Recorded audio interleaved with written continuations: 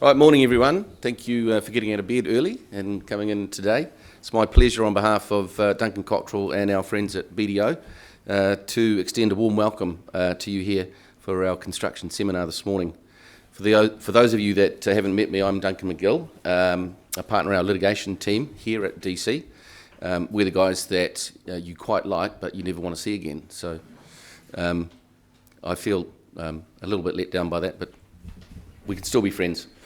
Anyway, it's my pleasure today to introduce our speakers, but before that I have to do some housekeeping. In the event of an emergency, our fire exit stairs are located directly outside this room next to the lifts. Please follow one of our DC staff down to the square below. The meeting point is directly outside our building here in Takatai Square. Bathrooms past the lifts to the right and down towards the back of the building. And I also note the seminar is being recorded, and a copy of the slides and the recording will be sent to you after the seminar. So everyone here will be well aware of the current pressures on the construction industry, long-lasting effects of COVID, labour and material shortages alongside increasing material costs, falling house prices and a looming global recession. I said it, whether it's going to happen or not, we'll wait and see, but I think it is. They're all proving to be a perfect storm. So understanding and managing key risks in any construction project is increasingly important, as is equally important is to manage the projects when they go wrong, and we all know that projects do go wrong. So today we're going to hear from 4 industry experts who will discuss negotiating, reviewing contracts, dispute management, financial risk management and succession planning, hopefully something for everyone here. And so without further ado, our first speaker today is going to be Julia Flattery. Julia's a partner in our Christchurch office of Duncan Cotterill, an experienced construction and commercial property lawyer who brings significant large project build expertise from a leading UK international firm. Her expertise is primarily infrastructure, procurement and front-end construction matters, including tendering strategies, infrastructure contracts, drafting and reviewing contracts. She advises various principals, contractors and subcontractors in relation to a variety of projects, including small commercial buildings, developments through to some of the key new Christchurch infrastructure projects. Her expertise from the UK is directly transferable, particularly on PPP and renewable energy projects. Julia, the floor is yours. Thanks, Duncan. To live up to that introduction now. So yeah, as Duncan says, I'm kind of the front end side of it, so I'm the lawyer you always like to see, and then I hand you over to the ones that you don't like quite so much when it all goes wrong. So I've been running presentations similar to this one for about the last 2 years now, and unfortunately the risks aren't going away. They keep going and they keep getting worse. So I'm just going to run through a few of the key areas and key things you can look out for when planning your projects, negotiating your contracts, no matter where you are in the chain from principal through to supplier and subcontractor. And there was a very timely Court of Appeal case over the last couple of weeks in relation to payment claims that it's worth just running through as well. So just on a practical point of view, some of the early warning signs for events of insolvency in the industry that people can just look out for on the ground. So staff changes is an obvious one when you get completely different personnel on a daily basis. Sudden spike in claims for things like variations, extensions of time, payments going in. Complaints from other contractors, subbies, suppliers, people not getting paid. You hear about that in projects. And then just the good old persistent rumours in the market. So the first thing I wanted to talk about today, and just a timely reminder, is making sure that everyone's using the payment protection provisions in the Construction Contracts Act correctly. So as you'll all be aware, the premise behind these provisions in the Act is pay now, dispute later. So, and the courts have been determined that it's strict compliance with the payment claim and payment schedule procedures as set out in the Act. The idea being that you submit your payment claim, and then if a payment schedule isn't served within the requisite period in the requisite form, then you have to pay the full amount of the payment claim. It's always good to look out when you're reviewing construction documents for shortened periods for payment. You can see anything nowadays from 2 to 5 days to get payments through. Payment schedule time periods, making sure you comply with those. And one of my good old favourites when acting for head contractors and subbies is the multiple layers of additional paperwork that you seem to have to submit with every single payment claim every single time. So insurance, certificates that you've paid your subbies. Another good favourite of mine is that you have to submit it in a form acceptable to the principal.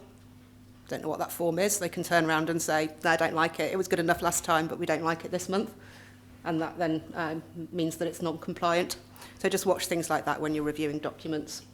And it's even when you've been involved with that particular principal or head contractor before, they can change from project to project. I just want to briefly run through this case, and apologies for bringing out case law this early in the morning, but this is a very recent case from the Court of Appeal that just emphasises the need to comply with the requirements for payment claims in the Act. So Demisol entered into a contract with South Pacific essentially for demolition of a large tank, and the contract price was 100k excluding asbestos. As these things tend to happen, it ended up being about 400k, and Demisol argued that was due to an increase in scope of work via variations. They submitted payment claims for the 400k, and South Pacific neither served a payment schedule nor made full payment. They instead sent basically emails setting out why they disputed making the payments and arguing that it wasn't a variation. And that's quite a common theme that we see quite a lot, and Tanya will agree, is that people haven't served the payment schedule, but they've sent an email setting out why or spoken on site. So Demisol issued a stat demand, and South Pacific applied to the High Court to have it set aside. And in the first instance, the High Court agreed to set aside the statutory demand on the basis that they thought there was a decent argument that some of the works didn't fall within proper variations under the contract. They were looking at the merits of the claim. Demisol took it to the Court of Appeal, and who overturned the High Court decision and set out in no uncertain terms that it doesn't matter the merits of the payment schedule. If it's in the right form, you have to either make full payment or serve a payment schedule in accordance with the Act, setting out the amounts you are disputing. It's pay now, dispute later. So it just reinforced the fact that it's got to be in the right form. So always make sure that you use that procedure. And just a quick note on payment claims, because I see them an awful lot, is as painful as it is, there is a form that goes on the back of a payment claim. That's a standard form set out in statute, which sets out this is a payment claim and what you have to do. That has to be attached to every single payment claim you make, not just the first one, not just the last one, but all of them. And failing to attach that form, even though it's an admin thing, renders it invalid. And I frequently see payment claims that comply in every other way, but don't have that form attached to them. And then just to finish off from me before I hand over to Tanya, a few things that are happening or have been happening in the market around supply chain issues. So not necessarily COVID related, and I think we're a bit past the COVID related supply chain issues now. It's a broader shipping, manufacturing issue than that. Having said that, I still see an awful lot of contracts and tenders coming across my desk that have what looks like cost fluctuation or supply chain clauses in them, but they're tied to COVID. These issues have got nothing to do with COVID. So it's important to have things in there that assist from a project standpoint, regardless of who you are and where you are in the chain. So flexibility around substitution of materials, not making it too difficult to substitute materials, provided it complies with consenting requirements. That's a good way around it. Advance payments are really common at the moment with the good old Schedule 14 forms. Treatment of deposits, so it's becoming more and more common for deposits to be paid for materials up front, and therefore the contractor and the subbies needing to claim those deposits. They can't be treated in the same way as advance payments, because when you're paying a deposit for materials, it will still 99% of the time be owned by the supplier. Ownership will not have passed to the subbie, will not have passed the contractor, so you can't treat it like an advance payment whereby you make payment and title transfers to the principal. So you just need to have different clauses around treatment of deposits. It's perfectly doable, but essentially you either need to have a repayment of that deposit or an assignment of the supply agreement in the event of termination or insolvency. Early procurement, particularly on big projects or, quite frankly, anything involving steel, a lot of my principal clients are purchasing ahead of going to tender. So getting their materials, they know they're going to need them. It's going to take them 12, 18, 24 months to get what they need. So they're ordering them before they even go out procuring their head contract, and then they'll novate them under the contract in due course. And in relation to cost fluctuation provisions, so you'll probably all be aware that the standard NZS 3910 suite of contracts deals with cost fluctuation by way of indexation. I have my own personal views on that, but I don't think that really does the job at the moment. Most contracts I'm seeing at the moment are importing similar clauses to those found in your standard Resi RMB type contracts, which essentially is pure cost fluctuation pass-through. It's worthwhile having a think, and my preferred approach is to actually analyse on a project basis what the key concerns are regarding which key materials, and perhaps separating those out for cost fluctuations rather than having a wide cost fluctuation clause, which is probably not going to be acceptable to principals or funders, but you can separate out certain individual materials and deal with them that way. So that's just a quick run through from me of some things you can do in your tendering and negotiation to think about mitigating some of these risks. And I will hand over to Tanya. I'll just jump in there. Thanks, Julia. Okay. Thanks, Julia. Good reminder to us all about the payment claim formats, and quite surprising that the High Court struggled with that issue. Good to see the Court of Appeal telling them how it's supposed to be done. We are having a bit of a whirlwind run through our speakers this morning, so I'm going to suggest that we take questions at the end. We'll get through the content bit and then open up the floor. Our next speaker is Tanya Wood, one of my partners here in Auckland, who does construction litigation with me and on her own. She's an expert in the resolution of complex building disputes, and in her more than 20 years of practice has assisted every industry participant you can think of. So some of her work includes advising on Transmission Gully, the Avon Precinct, Sky City, and issues arising out of Pike River. She also has an extensive insurance background involving in defending contractors and building professionals, architects and engineers in particular, in claims alleging defective work, contract work disputes, professional indemnity and public liability cover issues. So Tanya comes with a wealth of knowledge, and I'll give her the mic. Thanks, Tanya. Oh, thank you, everyone. As Duncan said, we're a little bit like going to the dentist, us dispute litigation lawyers, so necessary but painful.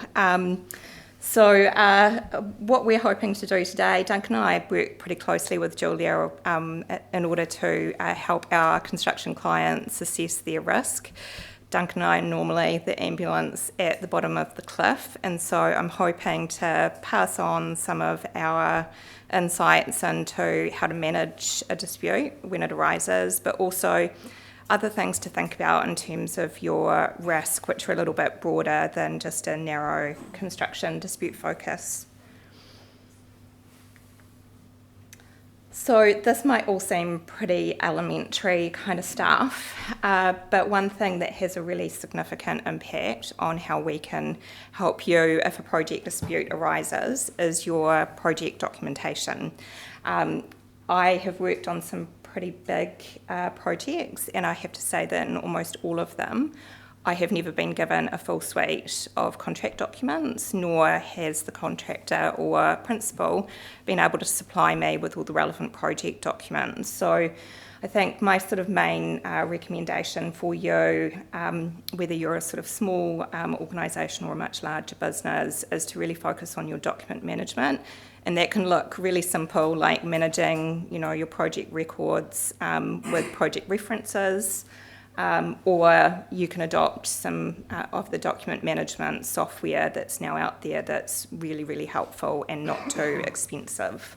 One thing that I would really recommend that you do, either internally if you've got the resource or using advisors, is to audit your processes and your documentation annually.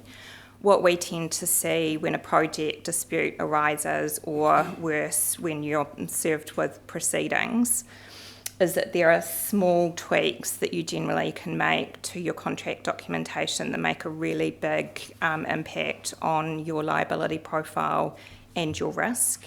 So that's from, as Julia was saying, making sure that your documentation through the dispute are structured in a way that means they're compliant with the Act, but also that you're issuing all your notices in a contractual compliant way, through to having the right insurance in place, making sure that you've got limitation of liability clauses in your contracts where that's applicable.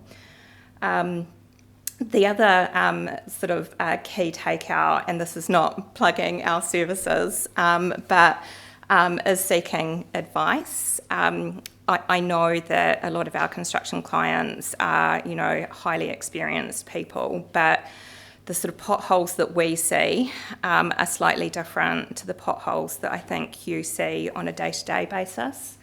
In terms of seeking advice when a dispute first arises, as Julia said, you can see the red flags arising with a particular party or a subcontractor, contractor.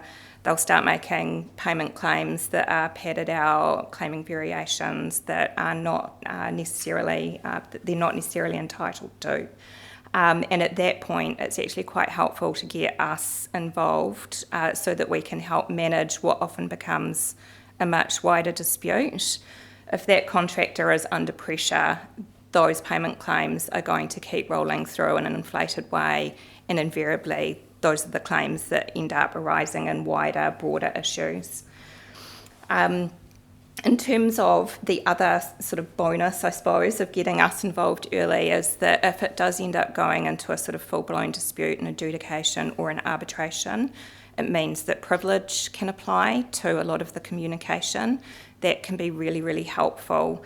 If you don't involve lawyers at that early stage, then all of the communication that you're having internally and with other third parties, including the contractor, will be what we call open and discoverable if there's ever a proceeding. So again, this is all kind of elementary stuff, but in our experience, we don't see the dispute resolution clauses being relied on or used, and that's because the dispute normally reaches ahead well in advance of the dispute resolution clauses actually being activated. One thing to note is that your contracts, most of which have standard form dispute resolution clauses, the Construction Contracts Act, Section 25, expressly says that the parties can still use the adjudication process under the Act unless it's an international dispute, which they never are. So that's something to be really mindful of. Just because your DR clause says that the parties shall use the processes set out in the contract, that doesn't mean that the parties can't also use the process under the Act. One thing that I really like, and it's difficult to get parties around the table, is mediation, but using it in a really effective way. So preparing, making sure that you've rounded things out in terms of your documentation and the quantum at issue before you mediate, and use a mediator that preferably has some building or legal experience.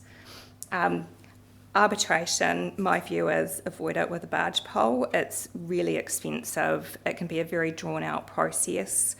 There's very few what I would call building technical arbitrators out there in the market, and it's also binding. So it's a process, I think, that you should attempt to avoid, and as I say, in my experience, most disputes are reaching a head before your arbitration clauses are triggered anyway. So this is just what we're seeing. Again, just a few more sort of trends. What we are seeing, as Julia said, is that the DR clause just doesn't get activated, so matters reach a head far earlier. We see the adjudication claims and also now, more commonly, stat demands being issued by contractors. So when you have contractors under pressure, they'll issue their payment claim, potentially inflated. If you don't issue your payment schedule in a compliant way, both form and timing, that will enable the contractor to issue a statutory demand, and you've got only 10 working days to apply to set it aside. So that's from the date that you're served with the statutory demand. So I think this is something to really sort of bear in mind. Make sure that your payment schedules, if you're on the end of the project, are issued in a timely and compliant manner. Otherwise, you end up having to talk to Duncan and myself in relation to setting aside a stat demand, and that process is not inexpensive. It requires a High Court hearing to apply to set it aside. As I've said, I'm a big fan of trying to get the parties around the table. It doesn't necessarily need to be with a trained mediator, even just an independent third party, but trying to get the parties around the table to prevent any ongoing disputes, like issuing adjudication proceedings under the Act. One thing to be really wary of, and I'm sure you all know this, but again, adjudication proceedings under the Act are binding as well. And so if you're thinking about entering that process or activating it yourself, just be aware of that. And there's also really tight timeframes, as I'm sure you're aware. So if you're on the other end of an adjudication claim, you've only got 20 working days to respond to the claim. What we see is parties using the adjudication process to advance often quite complex disputes. It's not just payment claim, payment schedule issues, which is not really what the Act intended. The Act intended the process to facilitate the flow of money, but we see it being used as a sort of final forum for dispute resolution in a more broad way. So that definitely is something to watch out for.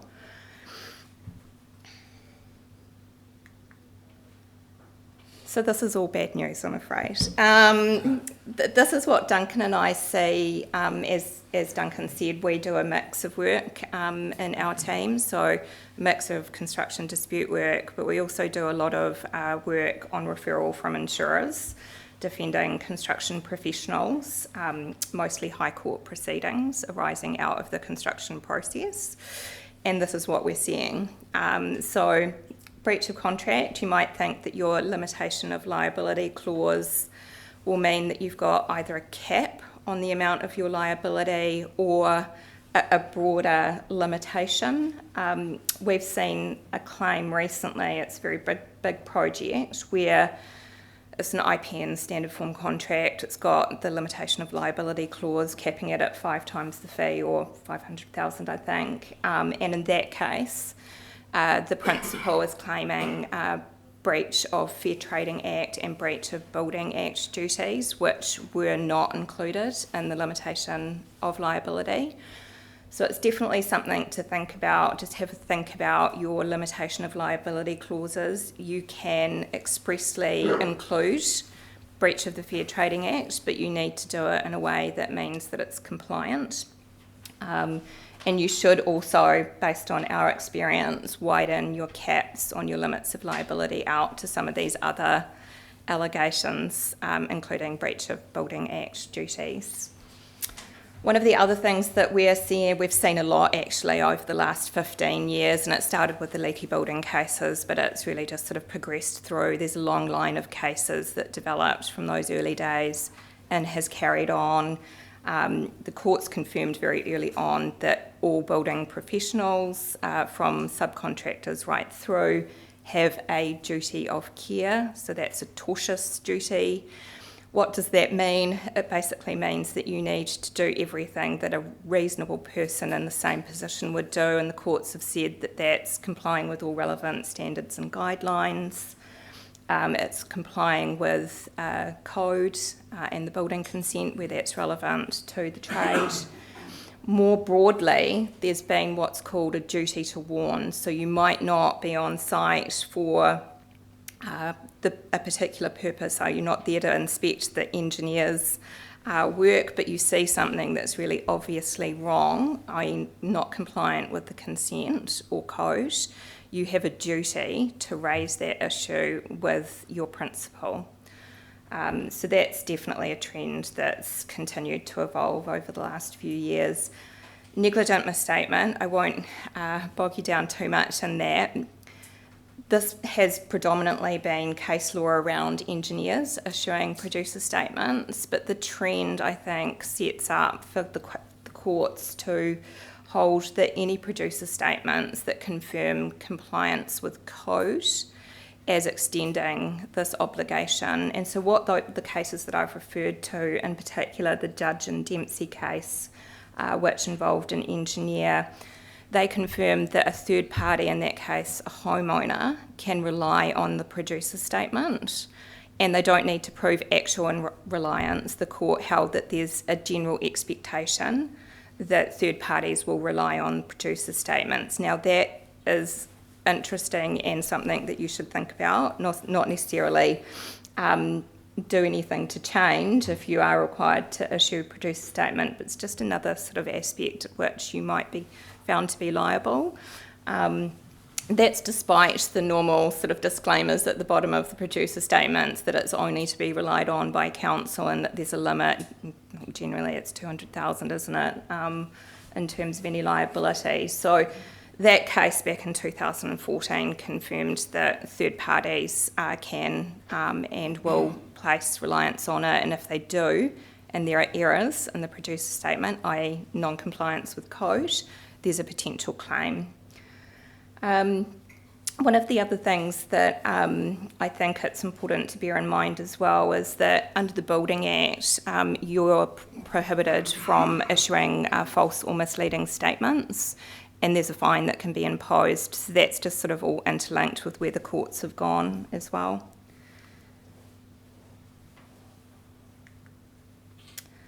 So I'm trying to give some good news.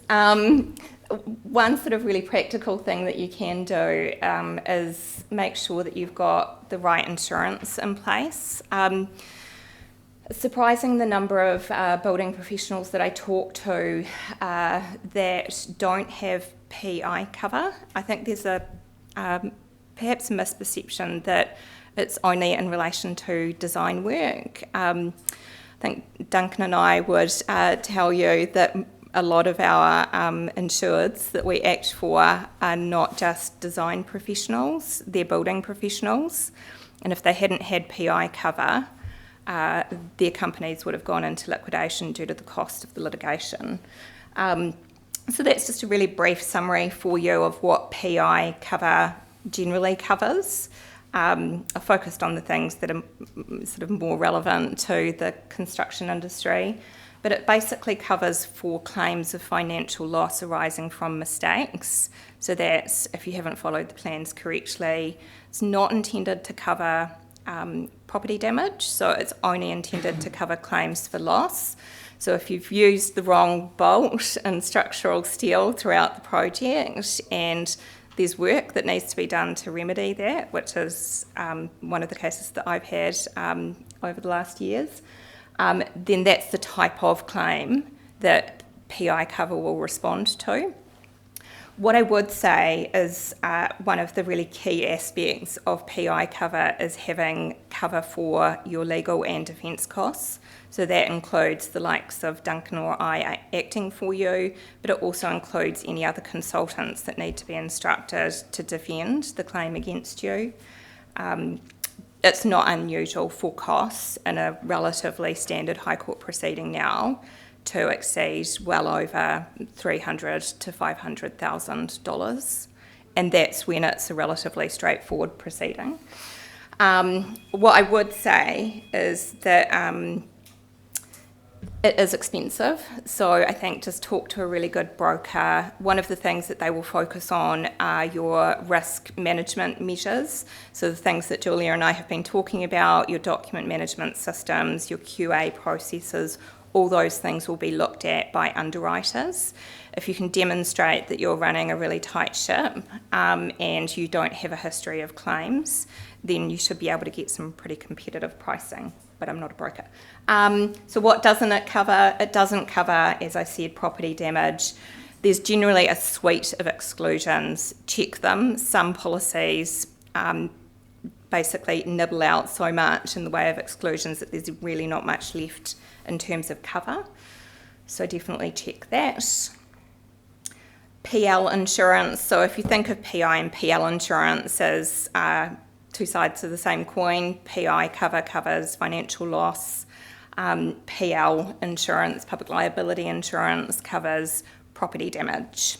So that's defective building type cases. So if the contractor's installed joinery defectively, the flatting's not installed properly, then that's the type of claim often that public liability cover will respond to, where there is property damage. So where there's structural damage caused from leaking as a result of that defective installation. Again, just really carefully check what the cover excludes. There's a variance of cover out in the market, and again, it's not that cheap. Touching on a probably low point, and it reaches into Nick's session. This is just me wearing my hat for my sins. I am acting at the moment in 6 large High Court proceedings for a director in relation to a collapse of a publicly listed company, and so it's at the other end of the sort of spectrum. But what we're seeing in terms of trends and how the courts view your obligations under the Companies Act in terms of solvency is a reminder for everybody as we move into more challenging times. And that's just a diagram which I'll let you digest later. But that's a helpful, I think, sort of direction in terms of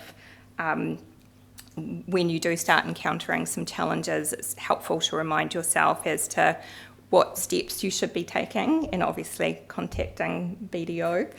And that's just a case that came out quite recently from the Supreme Court. It was a principle. I think it's a helpful read because it definitely summarises the current court's approach to ongoing trading. In that case, the principal continued to trade because they hoped to trade out of their issues, and the Supreme Court held that that was not appropriate in the circumstances, and the director was held to have breached their duties under the Companies Act. The final parting thought is really just silent directors. So there's no such thing. So if you're going into business with family members, or you've been asked to participate in a sort of relatively stepped back kind of way, there is no such thing. You'll have the same obligations as any director under the Companies Act. So that's the end of my session. What I would say, just as a final wrap-up, is your processes and auditing your documents are the 2 biggest things that you can do to help mitigate your risk. Thanks, Tanya. You can always trust a litigator to bring the mood down in the room. I'm hoping our next 2 speakers can bring a bit more cheer. Oh, James has told me he's going to be depressing as well, but never mind. We're very lucky today to have 2 BDO partners, James MacQueen and Nick Guinness-Jones, with us. They're going to give us a quick run through on some of the things they're seeing in the construction industry at the moment. Nick's going to be first. He's a partner there, specialising in business services, corporate finance, business recovery and restructuring, and with particular focus on the construction industry. He has a wide range of clients, some of you that are here today, so I'll let Nick take over and give us some good news, Nick. Yeah, thanks. If you can. I just realised in that bio I should actually take business restructuring out of it, because I don't actually do that anymore, thank God. But so actually, you might get back into it, sure. yeah, I might have to get back to it in a year or 2. But I just want to thank Duncan Cotterill for obviously inviting us today, and inviting James and I to present at this event. You'll note as we go along, our slides are not quite as slick as theirs, so we apologise. But hopefully our content's better. So look, today we're focusing on risk and succession, as that says. I'll focus on risk, and the more seasoned James will suitably talk about succession. So, as Duncan said, look, James and myself, we're partners at BDO. Yes, there's a few of our clients in the room, but for those that don't know us, we specialise in construction. Most of our clients are in the construction space, and we look after over 25 head contractors, and they're predominantly businesses in the 20 to 200 million range. And we also look after a number of large subcontractors and a few developers. We do the annual BDO construction survey, which many of you have probably seen. We've been doing that since 2018. And the reason why we haven't done it this year is because we saw a lot of articles coming out in May, June, July when we usually do it. And everyone seemed to have the same story of, there's no job, prices are going up, there's no staffing. And we thought if we left it to the end of the year, we might be able to tell a little bit of a different story. And that construction survey has got quite a lot of publicity.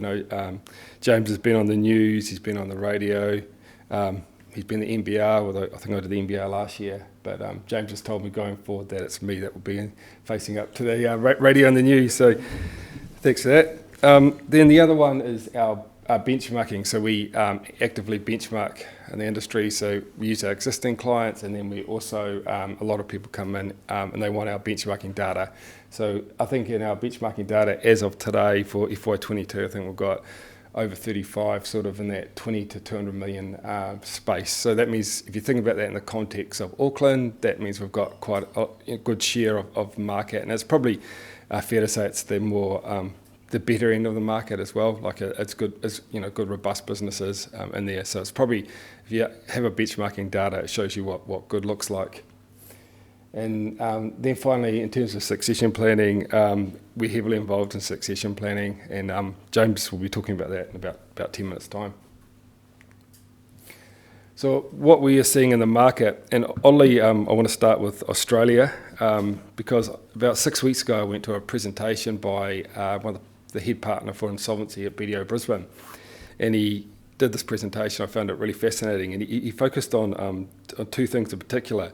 The first thing he focused on was, he was saying, with regards to banking, he said he's not seen banks in Australia for the last 2.5 years almost take any sort of formal action. It's been very, very infrequent, which of course is bad for his business. And he said that's due to COVID pressure, government pressure, and the Royal Commission into misconduct in banking. Banks didn't want any bad PR. But he said and the other comment he made was, he said he's never seen loan balances being written off like he'd ever seen before in his entire career. He was early 60s, I think, and he said banks were just taking haircuts on things and not even blinking. He gave an example of one of about 12 million in a meeting being taken out in the space of a few minutes. He just couldn't believe it.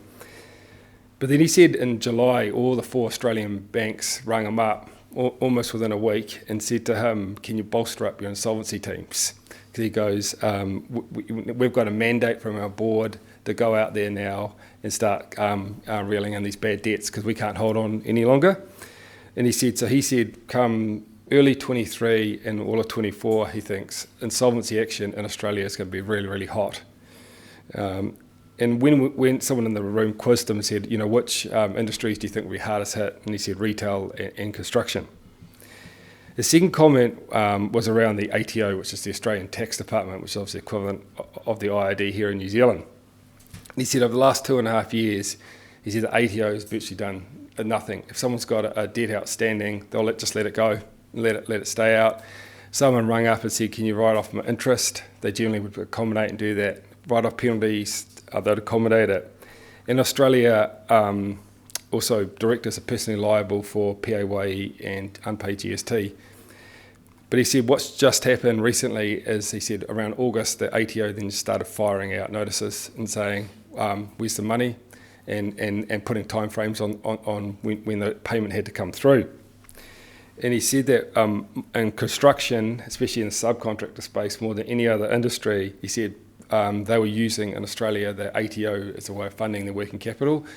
So instead of going to, say, a debtor financing firm or a bank to for working capital, they just weren't paying off their tax, and they knew they'd get away with it because the ATO was writing off their interest.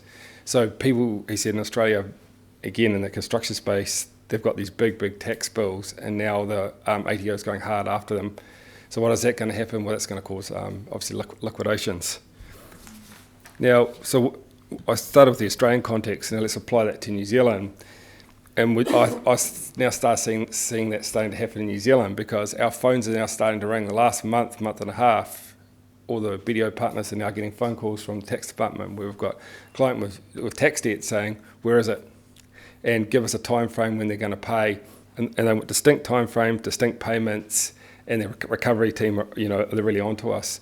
The second thing is they've beefed up their audit teams. I think you were on a boat with a BDO auditor, ID auditor the other day, and they said the same thing. But we've just seen people move into their audit team, and look, in the last 2.5 years, I can say, me and James have not had one ID audit, which is borderline ridiculous. But we know they're going to start coming in next year. And the other thing they're going after heavily is FBT. New Zealand companies are notoriously bad at paying FBT, and there's been a whole lot of correspondence gone out recently on FBT saying we're reviewing it, and you're going to get notices going forward. And also the IRD are probably going to be not as lenient as writing off interest and penalties as they have in the past. Look, in the last 2.5 years, one of our clients had interest. Almost in every instance, we could get it written off for them. One of our young guys would ring up the IRD saying, they were affected by COVID, and the IRD says, sure, we'll write off the interest, write off the penalties. Wouldn't ask any other questions, which it's never really happened before. And bank lending sort of, that's becoming a lot more difficult and tight. And when I was with the BNZ the other day, what they said to me was they just can't hold capital against bad loans going forward. So that's their main motivation now of being a lot, I guess, tighter, and they're going to have to look at their bad debts a lot harder than they ever had before, or not bad debts, but their struggling loans. So I think in summary, what we're going to see next year and the year after is we're going to see a lot more pressure from banks and a lot more pressure from the tax department. But if we go to a positive, certainly the real positive is that in the construction industry, that in that commercial construction space, which is where we're quite heavily weighted to with our clients, and that's really strong. Almost all our clients have close to 1 to 3 years forward work, and our benchmarking shows that in financial year 22, that was generally the best year out of the last 4 or 5 years. That's from a gross margin and a net profit position. Most firms have forecasted for FY23, FY24 down, but what I've always found with construction, everyone seems to forecast for the worst and then beat their forecasts. They might have forecasted that, but I think they're always going to generally do a bit better. And so I think those commercial construction companies out there with good balance sheets will still do really well over the next couple of years. Residential construction, that's a bit more of a different story. They're still busy, they've still got work on, but it does look like it's drying up, and the forward work positions nowhere, it doesn't seem to be anywhere near as strong as commercial. That's obviously driven by pre-sales dropping away, mortgage rates going up, lack of immigration, and lack of bank funding. And I just saw the media the other day in the latest ANZ Outlook survey. They said that residential construction intentions, and that is for September, were at an all-time point for the survey, and they've been doing the survey since 2007. So that's quite a scary thing to think about. And also the National Pipeline Report also showed a really, really big fall in residential construction intentions. But however, in general, in terms of that benchmarking, which I touched on before, balance sheets are generally very strong at the moment, good equity and strong cash reserves. And I'm predominantly focusing on heat contractors here. Gross profits were higher than ever. Percentages, that is, which obviously flows to profitability, and working capital positions were very strong. In terms of subcontractors, the biggest subcontractors seem to be doing fairly well, but they've obviously got a few productivity challenges at the moment. Sick leave, I think, spiked in every firm. Project delays, material delays, and obviously staffing availability, and just the odd sign that cash flow might be drying up a little bit. Banks, which I got there third to last there. The standard line I get from banks when I talk to them about construction, is, we're looking to lend, and then you start digging a bit deeper with them about construction, and they'll say to you, "Oh, it's just not an industry that we're actively trying to grow in at the moment," which is code for piss off. We're not interested. And what the other thing we find with banks is that they're more adamant for dollar bonding now. Look, we've got clients without dollar for dollar bonding, but banks seem to be going in that direction now. In many insurance, many of you will be aware of the bonding and retentions insurance in the market. And obviously insurance will be given to those with good balance sheets, and it's a good way of freeing up cash flow. So rather than having a bank account tied up with dollar for dollar bonding, or your bank account trying to match your retentions payable balance, it can free up that cash. And I think I saw Warren before. You've got a retentions insurance expert here. And people, look, as residential slows down, it might alleviate a bit of the pressure in the commercial space. From a personal perspective, while I think it will take a while, I do think that will ease off, and unemployment, low unemployment, I don't think will be such a story next year, but I'm not an economist. But I can't see how it won't happen. Then in terms of resilience of the sector, look, today we're focusing obviously on legal and contract risks, but the real thing to focus on is resilience. Most of our head contractors show really good resilience at the moment, and that follows a couple of years, good profits. And as I said before, our benchmarking data shows balance sheets are, really strong at the moment, which is good for resilience. Subcontractors, they're more susceptible to what is now getting tighter market conditions. So where to focus? Well, firstly, focus on your equity percentage, and that's also what your bank will focus on as well. It's the first thing they look at. Strong cash reserves, high quality clients. I know it's easier said than done, but it's really critical who your clients are. Look at if you can, what's the main source of your subcontractors? Because if they've got susceptible to one head contractor and they fail, does that clean out the subcontractor? Look for key individuals in your team, because if you lost a key individual, what happens there? And now's the time to address any weaknesses. Become more resilient, and start addressing them. Now, pre-contract due diligence is an interesting one. So we're up front. We're infrequently asked to do any kind of pre-contract due diligence. The two examples we've got is there was a large foreign head contractor that wanted us to do due diligence on about for 4 or 5 head contractors for a very large project. And the other one we had was we asked to do due diligence on subcontractors for about $100 million job and that was more recent, that a head contractor was going to do. And the head contractor wanted comfort that his key subcontractors had good balance sheets and weren't going to obviously tip over during the project. So if you asked us, what would we look for when we do that due diligence? Well, the first thing we look for, again, is an equity percentage. Make sure someone's got a strong equity percentage. Working capital position, can people pay their debts as they fall due? Aging of debtors. Look, if I look at subcontractors' books, I would expect almost entirely everything to be in the 30 days, because everyone is contractual timeframes in constructions. Everyone should be paid in 30 days. Again, likewise, aging of creditors, I expect them to be paying all their creditors within 30 days. If not, why not? Debt levels, have a look at that, especially in a rising interest rate environment. High positive working progress balances are probably concerned, because I'll be querying why they haven't been billed. Look for any kind of undercapitalised subsidiaries. Check for any contingent liabilities, and looking at any IRD arrears. And instalment arrangements. Just because someone's got an IRD arrears and instalment arrangement wouldn't mean they'll turn around and say no to the due diligence. But I'd want to understand why they're in that position. Are they sticking to the instalment arrangement, and are they going to get out of it? And financial risk management. Look, in terms of financial risk management, plan your workflow carefully, because one of the reasons that construction companies or head contractors, subcontractors fail is because they get big gaps in their workflow. If you have a major DD project, and you're a head contractor, do your DD and subcontractors, like I just said before, and likewise if you're a developer and using, do your DD and prospective head contractors. Would fixed price contracts, retaining key staff is absolutely critical, and James will discuss shortly, how you can do that from a succession planning perspective. Start planning to right size or downsize. So if you need to downsize, work out now what overheads you can cut so you've still got a robust business when you do downsize.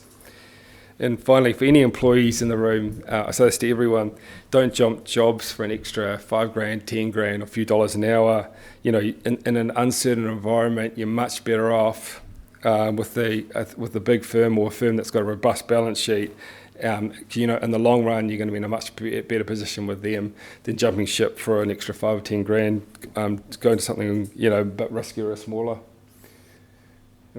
Now, finally, this is a James MacQueen graph, so I call it a James MacQueen special. But this was the results of one of his subcontractors over a 5-year period. So you've got look left to right. So in the first year, they had reasonably good sales and a fantastic gross profit percentage. Then they thought, oh, well, we've got to ramp up here, so they will lift our sales. Did that, and their gross profit percentage fell. They stayed incredibly busy into the third year, gross profit fell again, so suddenly they're not as profitable anymore. Then they realised, oh, wait a minute, we've got an issue here, we need to take the foot off the gas. Gross profit percentage went up. Then they said, oh, wait a minute, felt confident again, gross profit percentage fell. So the moral of the story is don't chase turnover for the sake of turnover. Really, there's too much risk in construction to do that. You want to focus on your high-quality clients.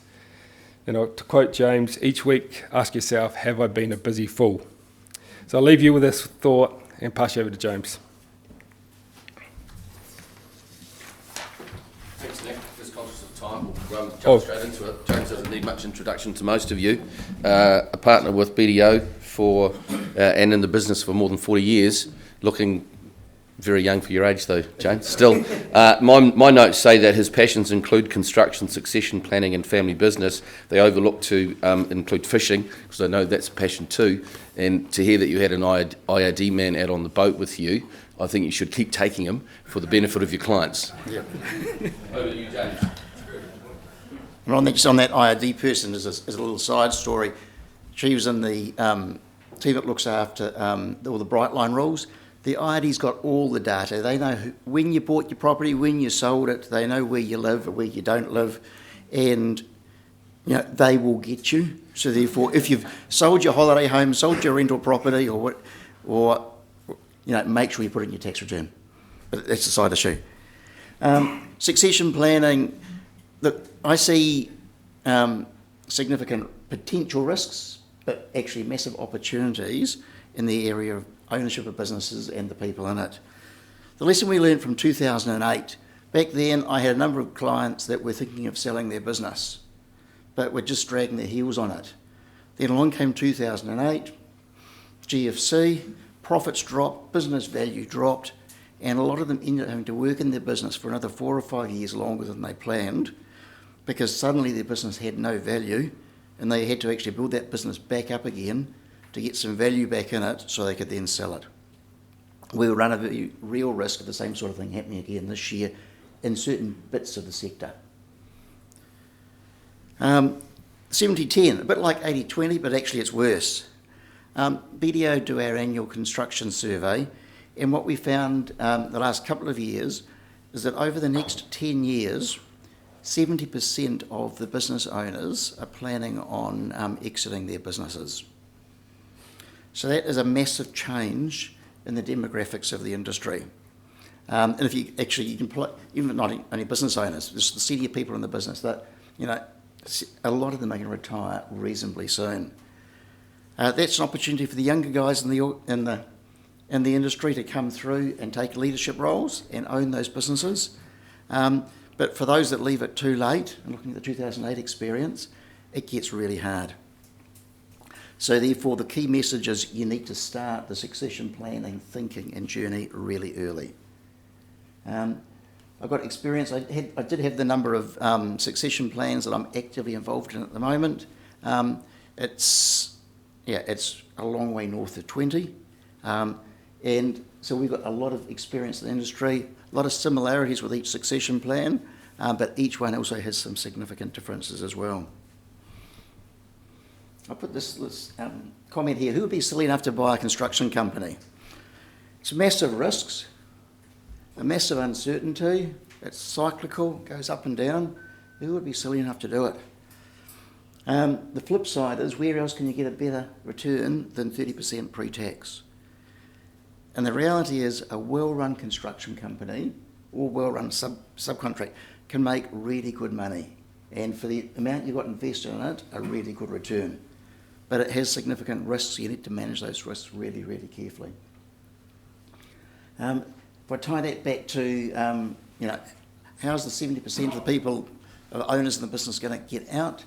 The pool of talent is actually quite small. Anybody outside the industry doesn't understand the industry, just thinks the risks, they're not a buyer. The most likely buyer is going to be somebody in the industry. The most likely buyer actually is your own staff, and hence the importance of basically working on developing the right team. Oops, see, how did I do that? Okay, here we go. So what's the key steps? First of all, recognise reality. We're all getting older, and we're in cycles, so start early. Identify the right team. If you've got the right team in your organisation, great. If you haven't, then go out there and start finding the right people to add to the team so you've got the team. Any larger construction company, it's not a one-man band, it actually needs a team, and the best way to transfer the ownership of your business is to actually transfer it to a number of people rather than one person and have a team there. I could go on for hours about it, but broadly the key thing is identify or find the team. That can take some time if you need to find the people, get a sense of what it's worth, then have some early discussions with those candidates to find out whether they're actually interested and keen to buy it, so you don't waste too much time if the answer is no. I normally then do a shareholder agreement really early on. If you've got multiple shareholders, you'll need a shareholder agreement. What I find, if you leave it to the end, everybody argues about it. If you do it at the beginning, that's the document, that's the set of rules, that's the rule book people are going to follow, and there's less time wasted arguing about clauses in it. Then comes the formal valuation and negotiations. My next slide will cover that a bit more. Then implementing it, which is probably a Duncan Cotterill thing. And then after that, we've got to make the business perform. Now, the reason for that is the perfect purchaser of a business is a younger person with a partner at home, with young kids, a huge mortgage and no money. Because they are motivated and they will want to take places. And in most of our succession plans, there is no big pot of gold there. In most cases, the shares are paid for from dividends from profits. And therefore, it is a journey. And that's why we've got to start early. Try and put the right button this time. So let's think about what sort of people we want to own and run our business. There's a big difference between management and leadership. And it's a matter of understanding what that difference is and what you're looking for as people that can be leaders. And leaders need training, they need time to develop. You don't always have it right from the get-go. There needs to be a bit of an entrepreneurial streak rather than it not be there. In most cases, you need people on the team with technical abilities. Every time I've seen a head contractor with the owners not technically capable or involved in it, it always ends in tears. And a head contractor, the owners actually need to attend the project reviews and be across the projects and the risks of them. Subcontractors are a little bit different. There are people out there that don't have the technical skills that will own and run a good subcontracting business, but have got a good team behind them. Marketing skills is key. Construction is different to selling products. Construction, you've got to actually win every single project. Otherwise, there's nothing to follow it. Management skills goes without saying. Some social skills probably goes without saying. Stable personal life. The worst thing you want to do is sell your shares to somebody They then have a marital breakup, and then they've got too many other distractions there, and there's real challenges getting paid for your shares. There is risks, so therefore people need to have an attitude they can suffer some adversity and work through it and make some sacrifices. The other thing is it's a team. You've got to build the right team. What I have seen sometimes is the exiting owner selects the team, and sometimes they put a square peg in a round hole. It's really important that the incoming team determine who the team is going to be, so they actually all work well together. We do a lot of evaluations, and we've got a lot of valuation data. And when we do evaluation, we put a whole lot of comparatives in there. So valuing a construction company, it is tricky. There's some similarities, but there's a whole lot of little levers in it. So yes, the first bit is, work out what the profit is, times it by a multiple. Anybody can do that. But it's actually not as simple as that. You've got to look at what are the stability of the financial metrics. The industry is cyclical. COVID caused a few little hiccups. And sometimes we can say, let's take the last 3 years, we think the future's going to look like that, that's fine. Quite often we can't. We might take a longer period of time and average it over that to try and get a better view as to what's likely to happen in the future. Forward work is really important. A business with not much forward work is virtually worthless. A business with really good forward work has a much higher value and much more certainty of the purchase being able to actually pay for the shares. Bonding arrangements is key, and it goes to the strength of the balance sheet. Some companies actually leave all the security for bonding on their company balance sheet, so you have a very strong balance sheet, and that would suggest a more expensive share valuation.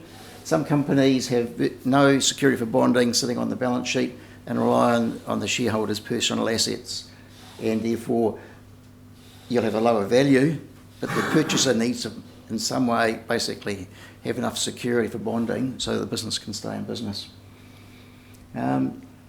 Working capital, interestingly, in our benchmarking, that is incredibly stable. It's between 1.2 and 1.4 ratio, and virtually nobody falls outside that, but again, something we look very closely at. What's the risk of past projects? One of the benefits of existing people buying shares is they built those buildings, they ran those projects, they know where the risks are. Whereas an outside person coming to try and buy the shares doesn't know the projects, doesn't know the risks.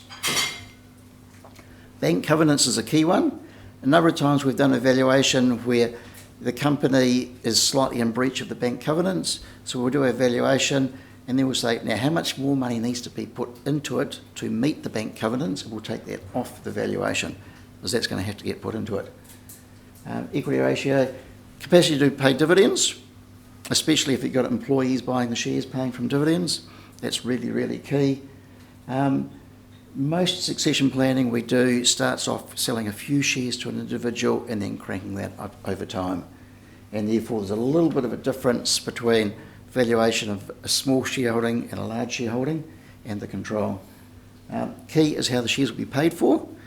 And what we often, in fact, all our share valuations now, we basically say, what is the payback period? Because what we often find is, in broad terms, if people can pay for the shares over about a 4-year period, that's okay. If it's going to take more than 4 years, then it gets really hard, and that tends to drive the value down.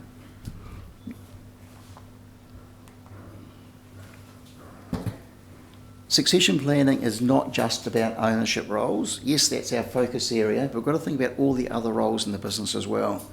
Have you got any key staff that if they're sick, hit by a bus, leave, whatever, what happens to your business? So we need to think about all those key roles and say, who in the business has got those skills, or where can I get those skills, so that if somebody does, have a mishap or leave, the business will keep on going. And we spend quite a lot of time sort of talking through those sorts of issues as well. BDO, we have quarterly partners meeting. We have succession planning on the agenda for every single partners meeting. We address it really, really actively, and we have a very, very good succession plan. I have a very good succession plan too. I've got Nick and I've got Hussein. Where that works really well is that often I'll be advising the exiting owners, and then they, a bit younger, they will come in and advise the incoming guys, dealing with conflicts of interest for the lawyers in the room. No conflict there. And basically help, because it's a journey. It's normally about a 10-year journey, and therefore you need a team that's going to be around for 10 years to help you through the whole journey. And the key message is, because it's a journey, start thinking about it now. Don't leave it. Or as we saw in 2008, people that left it were in their business too much longer. Thank you. Well, thanks, James. Some great lessons there from James, thinking about everyone's futures. I need to start thinking about my own succession plan, judging by the grey hair that I now have. Look, I just want to say thanks for you all coming out this morning. Are there any burning questions that anyone wants to chuck at any one of our team? We're running just over time. We've got probably 5 minutes if we're all happy to stay. So have anyone got a question they want to lob at us? No? Look, can I just ask you guys to put your hands together for our speakers today?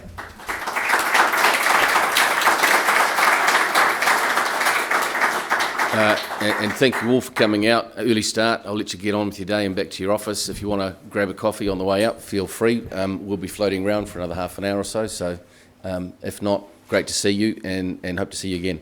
Thanks, everyone.